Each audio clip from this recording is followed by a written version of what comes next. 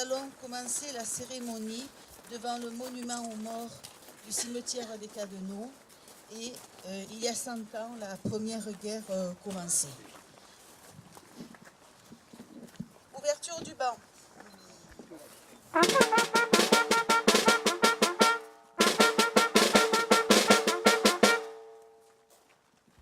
Monsieur Martin va nous donner lecture de l'ordre du jour aux armées, vice-président de la FNACA. Vous avez gagné la plus grande bataille de l'histoire et sauvé la cause la plus sacrée, la liberté du monde. Soyez fiers. D'une gloire immortelle, vous avez paré vos drapeaux. La postérité vous garde sa reconnaissance. Signé le maréchal de France, commandant en chef des armées alliées, Ferdinand Foch. Depuis plusieurs mois, la France se remémore la première année de la Grande Guerre dans le cadre d'un centenaire unanimement partagé. Les Françaises et les Français se mobilisent pour rendre hommage à leurs aînés et rappeler leur fierté à l'égard de l'histoire de notre pays. Nous nous souvenons de ce 3 août 1914, de ce tocsin qui retentit dans les villes françaises et alerte la population, de ces millions de Français qui se mobilisent. Nous nous souvenons, avec respect et émotion, de cette journée du 22 août 1914 qui dévoile l'horreur effroyable de la guerre, de ces 27 000 jeunes Français qui meurent au combat ce jour-là. Nous nous souvenons de ce 12 septembre 1914, de ce sursaut français qui redonne foi en nos combattants, en la France. Mais il nous appartient surtout, aujourd'hui, à toutes et à tous, de nous souvenir de ce 11 novembre 1918, de cette paix que chacun de nos concitoyens croyait alors éternelle, du courage de nos soldats, de la volonté de notre pays, des souffrances partagées des Français durant 4 années, de la force de la République qui jamais ne plia et du triomphe de ses valeurs, de nos soldats tombés ces dernières années sur les théâtres d'opérations extérieures pour perpétuer l'héritage de leurs aînés. Depuis 1 an, le centenaire de la Grande Guerre mêle intimement mémoire familiale et mémoire nationale. Il est vécu dans chaque commune, chaque famille, chaque foyer. Il rassemble l'État, les collectivités territoriales et les associations. Malgré le temps qui passe et nous éloigne d'un siècle que cette guerre a ouvert, le centenaire mobilise les anciens combattants, les jeunes et au-delà tous les citoyens de notre pays autour de cette histoire. Il témoigne de la réalité de la guerre, de sa brutalité, de son humanité aussi parfois, de son caractère mondial enfin, en particulier ce jour, à Notre-Dame de Lorette, à travers l'inauguration d'un mémorial où sont inscrits par ordre alphabétique les noms de près de 600 000 combattants de toutes nationalités morts sur les terres du Nord-Pas-de-Calais. Ces 600 000 noms, aujourd'hui gravés dans le marbre de l'histoire et dans la mémoire de l'humanité, nous rappellent combien la mémoire de la Grande Guerre est une mémoire mondialisée et pacifiée. Aussi, cette journée du 11 novembre est dédiée à la fraternité entre les peuples et à la paix. Elle invite à la réflexion que chacun d'entre nous doit conduire sur la nécessité de préserver la paix, de défendre les fondements de notre République et de l'Europe et de garantir la place de la France dans le monde. Fermeture du banc.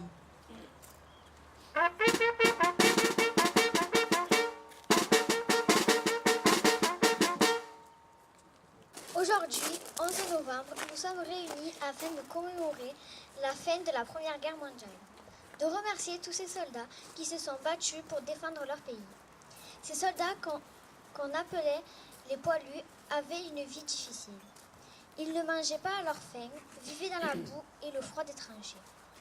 Ils étaient séparés de leur famille et de temps en temps, ils leur donnaient des nouvelles en écrivant des lettres. Le 5 octobre 1914, il y a un siècle, Vincent Cadenel, un habitant des Pennes, parti au combat, a écrit à sa femme du fond de sa tranchée pour lui donner des nouvelles du front. C'est beaucoup d'honneur pour nous et nous en sommes très fiers de vous lire cette lettre aujourd'hui. 5 octobre 1914. Courrier de Vincent Cadenel. Ma bien chère épouse, je profite d'un moment de répit pour causer un petit moment avec toi, avec vous tous, car j'espère que tu dois communiquer mes lettres à nos parents. Je ne sais pas si je pourrai faire partir ma lettre aujourd'hui, mais je la prépare pour la première occasion, car nous sommes en pleine forêt, campés dans les cabanes faites de branchages et de paille construites par nous-mêmes. Et ma foi, nous ne sommes pas trop mal et nous ne sommes pas trop du frais. Donc, j'ai reçu hier soir ta lettre datée du 28.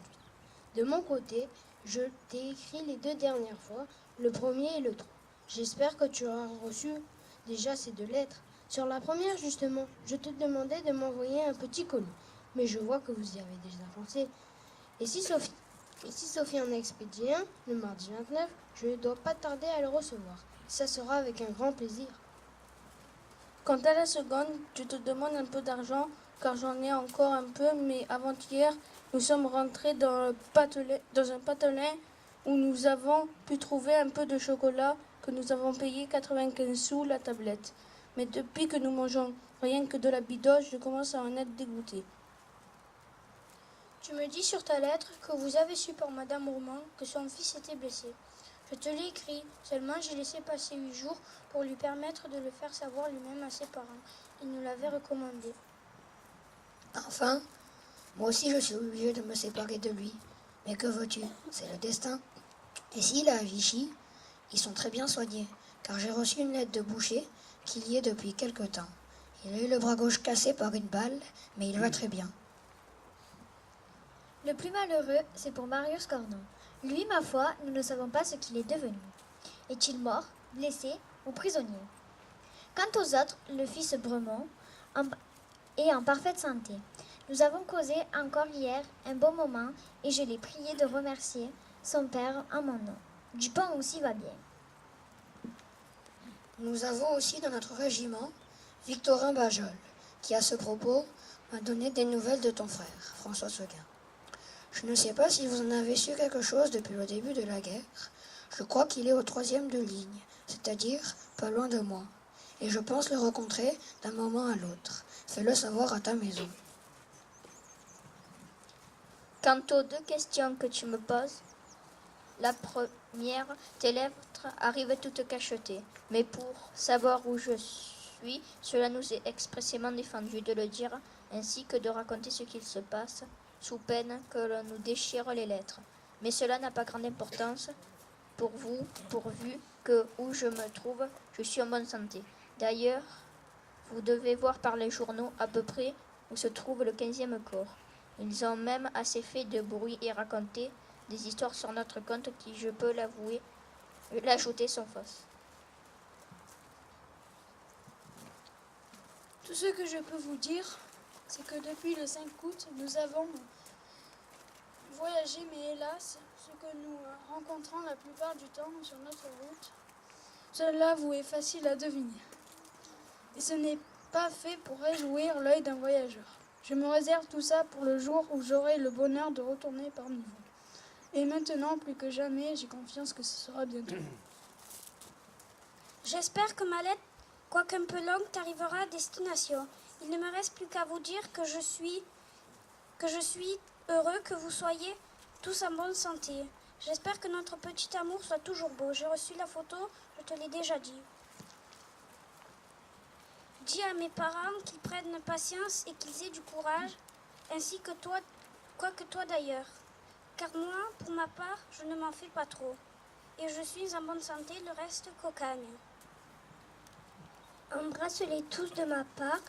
N'oublie pas parrain et tante, et dis à tante Marie que je me suis fait un assidu des offices militaires qui sont célébrés dans les cantonnements où nous nous trouvons par 2 aumôniers militaires, dont un est un Marseillais. Ainsi, pas plus tard qu'hier, dimanche, j'ai assisté au vêpres et à la grande messe. Et ma foi, l'église était pleine et plus d'un d'entre nous avait les larmes aux yeux. Je termine en te serrant sur mon cœur et en te couvrant de baisers, tout en réservant sa grosse part à notre petite fortune que j'ai espoir de revoir bientôt, ainsi que tous. Votre père et Marie qui vous chérit, Cadenel, 112e infanterie, 3e compagnie. Après la lecture de cette lettre qui a été écrite il y a 100 ans, nous, les jeunes de 2014, nous nous disons que la guerre, ça ne sert à rien. Les combats, les blessés, les mutilés, les morts, c'est trop triste. Les familles sont traumatisées, les femmes sont veuves, les enfants sont orphelins.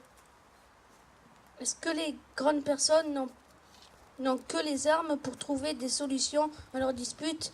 Est-ce qu'ils ne pourraient pas se réunir autour d'une table et discuter ensemble pour régler leurs conflits? Nous ne voulons pas partir sur les champs de bataille. Nous ne voulons plus les hommes se battent. Nous ne voulons plus de guerre. Caroline Chilekian et Madame Jocelyne Pascal Rodriguez.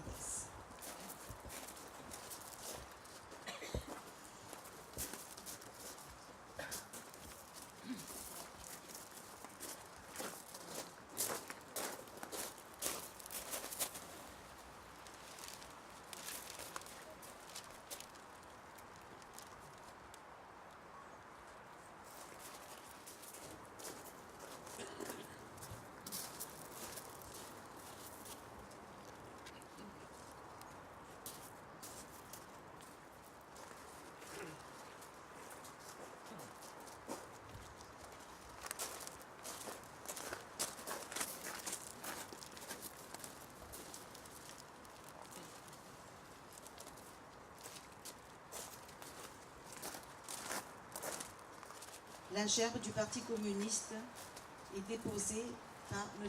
Luc Audet et M. Aimé Boyer.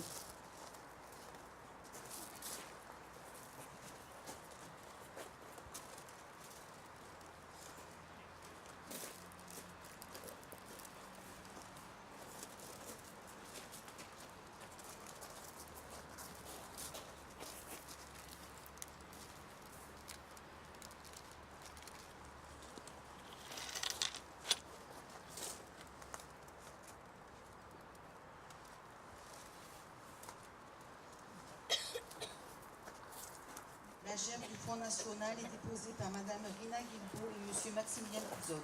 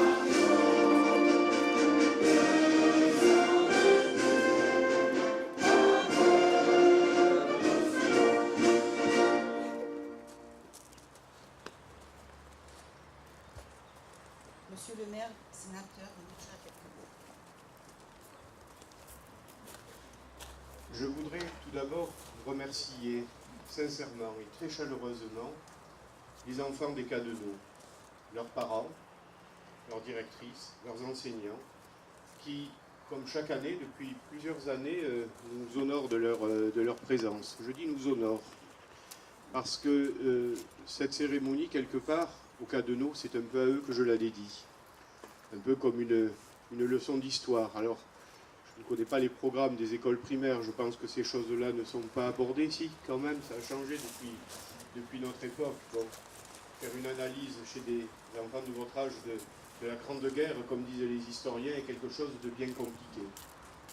Alors, des mots très simples. Regardez un monument aux morts. Regardez le nombre de morts de la guerre de 1914-18 et dites-vous qu'à l'époque, les Pennes Mirabeau, les Cadeneaux, ce n'était pas comme aujourd'hui. Aujourd'hui, nous sommes une ville de 20 000 habitants. À l'époque, c'était un tout petit village. Si vous allez dans des villages encore plus petits qu'aujourd'hui, font 150, 200, 300 habitants. Alors, dans notre département, il n'y en a pas beaucoup, mais il y a des régions de la France où c'est la majorité. En particulier dans l'est de la France, en Alsace, vous avez des villages minuscules et pareil. Regardez les monuments aux morts et regardez le nombre de morts de cette terrible guerre. Rappelons-nous aussi, comme je le disais tout à l'heure à la Gavotte, que la France de cette époque-là, ce n'était pas la France d'aujourd'hui. Imaginez, l'espérance de vie était de 50 ans à peu près. 50 ans. Imaginez, il y a eu une terrible maladie dans ces années-là, que l'on appelait la grippe espagnole. La guerre de 14 a fait, 10 millions de morts. La grippe espagnole en a fait 3 fois plus. La moitié de la population, plus de la moitié de la population vivait dans les campagnes, était paysanne.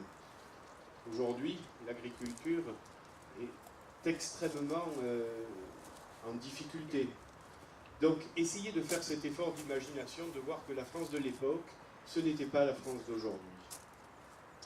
Et puis, j'ai été, comme vous tous, particulièrement ému par la lettre de ce poilu qui n'est pas revenu, mais aussi par ces quelques mots de ces enfants, disant que la guerre était quelque chose de stupide.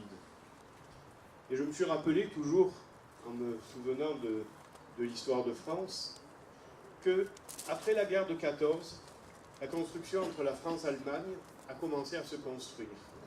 Rappelez-vous, Aristide Briand et Stresemann, qui eurent tous les deux le prix Nobel de la paix pour ce rapprochement. C'était 1919-1920. La suite, hélas, on la connaît. Tout ça pour dire qu'il faut toujours être vigilant pour défendre les valeurs de la République, les valeurs de la paix, les valeurs de la laïcité et les valeurs de la liberté. Je vous remercie chaleureusement.